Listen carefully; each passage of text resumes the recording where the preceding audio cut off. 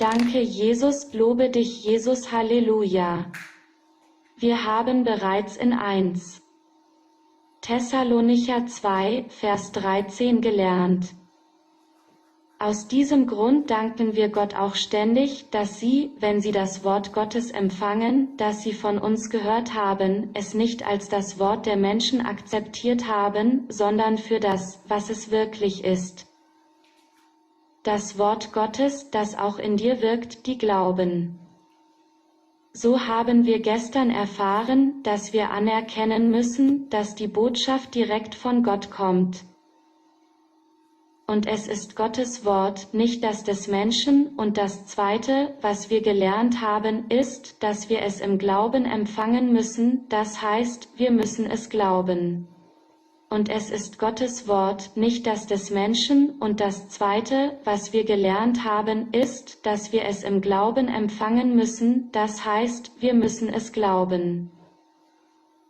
So lernen wir heute aus Jakobus 1, Vers 21, dass dieses Wort, das wir gestern gelernt haben, mit 2 Dingen zu antworten, das Wort Gottes ist von Gott und dass wir es empfangen oder darauf antworten müssen, indem wir glauben. So spricht es heute in Jakobus 1, Vers 21 über die Anforderungen, dieses implantierte Wort zu erhalten. Wenn Sie also alle Schmutzigkeit und alles, was von Bosheit in Demut übrig bleibt, beiseite legen, erhalten Sie das eingepflanzte Wort Gottes, das Ihre Seele retten kann. Das Wort implantiert, das Wort Gottes ist etwas mit Leben darin, das in uns wachsen wird. Wenn Sie also das Wort erhalten haben oder wenn Sie es in Ihr Herz und Ihr Leben pflanzen, wird es dort Wurzeln schlagen wie ein Obstbaum, es wird wachsen und die Ergebnisse hervorbringen, die Gott beabsichtigt. In diesem Vers werden jedoch 2 Anforderungen erwähnt. Zuallererst all das Negative, das heißt, wir haben nicht Gott, Schmutz und Bosheit beiseite zu legen. Mit anderen Worten, wir müssen unser Leben reinigen lassen. Es ist nicht gut, an der Sünde festzuhalten, Rebellion zu sein oder andere böse Eigenschaften in unserem Leben zu haben. Und den ganzen Weg zu glauben oder zu erwarten, dass Gottes Wort tut, was er verspricht. Mit dieser Schmutzigkeit und Bosheit, Bitterkeit, Beleidigung, Sünde, Hass und Unversöhnlichkeit wird das Wort nicht die Ernte hervorbringen. Weil der Boden des Herzens nicht gut ist. Halleluja! Der Samen ist gut, aber der Boden ist nicht fruchtbar. Ein unfruchtbarer Boden kann also keine Ernte bringen. Und deshalb sagt Gott beiseite legen, wir müssen alle Schmutzigkeit und alles, was von Bosheit übrig bleibt, beiseite legen. Das Zweite, was wir hier sehen müssen, ist, dass wir das Wort Gottes in Demut empfangen müssen. Dies ist eine sehr wichtige Anforderung. Wenn wir demütig sind, sind wir lehrbar. Wenn wir demütig sind, müssen wir treu, verfügbar und lehrbar sein. Ein Mensch, der demütig ist, dem Wort treu ist, immer zur Verfügung steht, um auf das Wort zu reagieren und sehr gut darin ist, Korrekturen vorzunehmen. Schnell Korrekturen vornehmen und deshalb ist es lehrreich, keine Ausreden zu geben, sondern demütig, das Wort zu empfangen und in die Tat umzusetzen.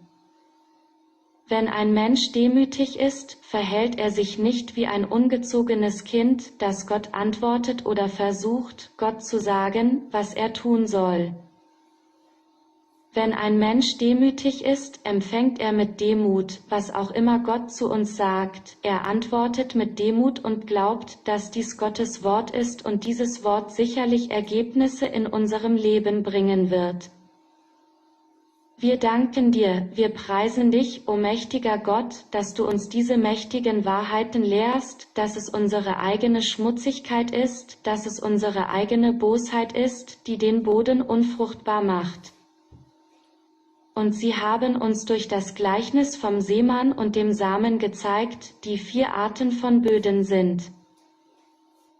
Der erste, den die Person nicht versteht, was das Wort sagt, der zweite ist, dass die Person leicht beleidigt, bitter und mit Unversöhnlichkeit ist, der dritte ist, dass die Person voller Angst und Unglauben ist oder von den Wünschen dieser Welt angezogen wird oder gefangen in dem sündigen Leben, von dem Gott bereits befreit hatte.